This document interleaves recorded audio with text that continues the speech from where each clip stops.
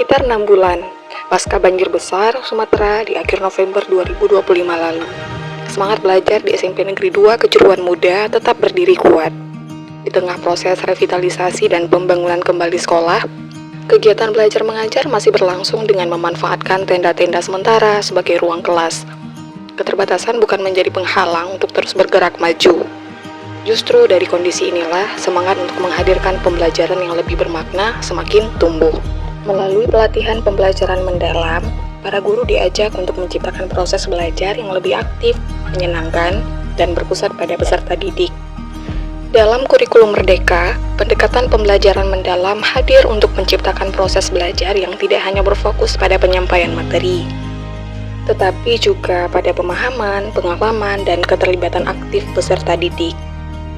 Pembelajaran mendalam mendorong siswa untuk berpikir kritis, berkolaborasi, kreatif, serta mampu mengaitkan materi dengan kehidupan nyata. Guru tidak hanya menjadi penyampai informasi, tetapi juga fasilitator yang menghadirkan suasana belajar yang menyenangkan, bermakna, dan memotivasi siswa untuk terus berkembang. Melalui pendekatan ini, diharapkan peserta didik tidak hanya belajar untuk mengetahui, tetapi juga belajar untuk memahami dan menerapkan dalam kehidupan sehari-hari. Pembelajaran mendalam,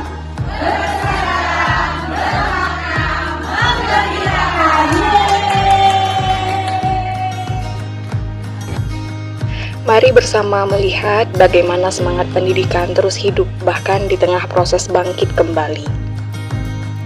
Aceh Tamiang pulih, Aceh Tamiang bangkit.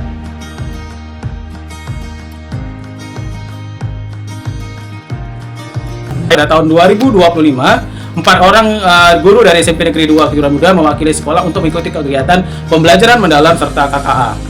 Proses in, on, dan in mereka sudah lakukan sampai dengan proses implementasi pengibasan kepada kami di sekolah, kepada komunitas, bahkan kepada komunitas mata pelajaran yang mereka masing-masing. Dan guru mendapatkan pembelajaran bagaimana implementasi pembelajaran mendalam. Dan ketika saya melakukan observasi kinerja di tahun 2026, para Bapak Ibu sudah mulai membuat perencanaan modul ajar menggunakan pendekatan pembelajaran mendalam. Dan itu sebagai sebuah implementasi. Pembelajaran sudah mulai aktif, pembelajaran sudah menggunakan prinsip pembelajaran mendalam, serta pengalaman belajar yang dimulai dari memahami, mengaplikasi sampai merefleksi. Dan mudah-mudahan hasil ini dapat lebih meningkat dilihat daripada nanti hasil capaian pembelajaran, capaian karakter atau penguatan karakter yang sudah diterima oleh siswa yang mungkin nanti akan diterima pada penerimaan rapor di semester genap ini. Dan mudah-mudahan menjadi sebuah peningkatan pembelajaran di SMP Negeri 2 Kejuruan Muda, Sial dapat berjalan dengan baik sesuai dengan perkembangan zaman.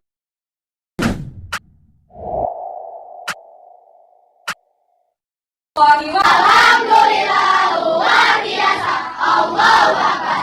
Yes, yes, yes. Alhamdulillah. Benar kan? Ada sampah nggak? Belum ada, harus bersih. Biar nyaman. Coba cek yang ada sampah.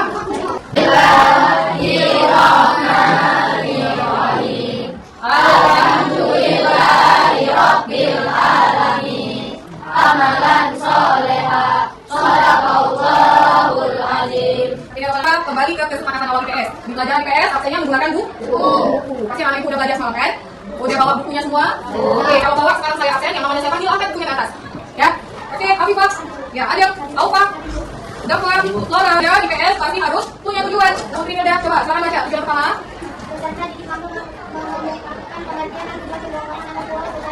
Tujuan pembelajaran saya harap akan kalian kuasai untuk hari ini. Bisa nggak? Bisa. Insya bisa. Tidak. Bersemangat, bersemangat, bersemangat. Janji fokus, janji fokus, janji fokus. Saya fokus, saya bisa, saya fokus, saya paham. Saya fokus, saya bisa, saya paham. Siapa yang ingat gambar kedua? Ayo, fokus, bisa, paham. Ya, oke dah. Gak ingat? Oke, berhubung mati lampu? Gak apa-apa. Iya, benar aja. Bahan chemistry. Dari mana?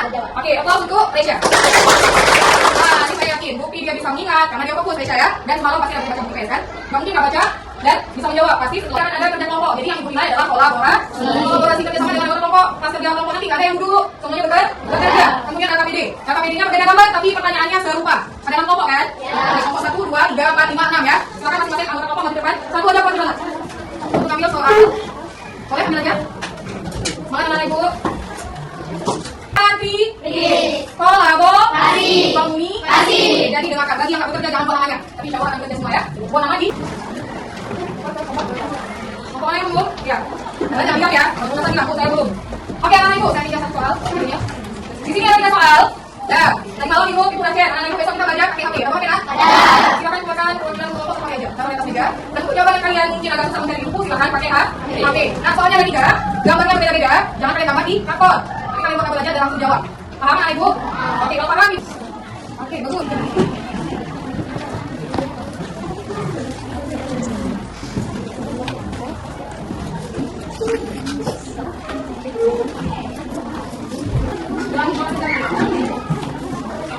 Ya, dari gambar dari buku lagi tidak.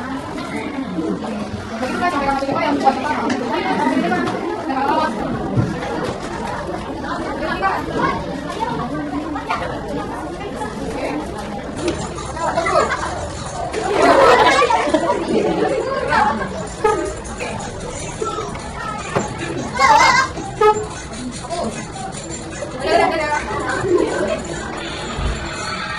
Oke, satu lagi. Ini nggak boleh pasal. Mau baca yang sini boleh, mau baca yang boleh ya. Jangan baca dulu. Oke. Barang dan jasa.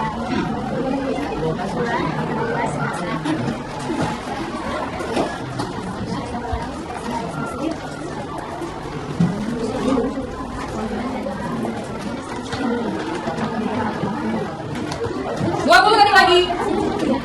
Jangan lupa informasi pentingnya dicatat. Tulis dari kelompok kanan ya.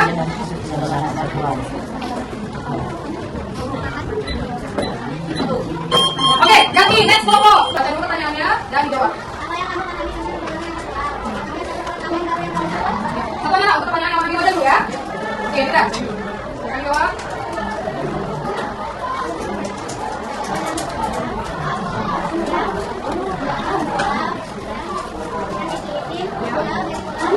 Iya, bagus.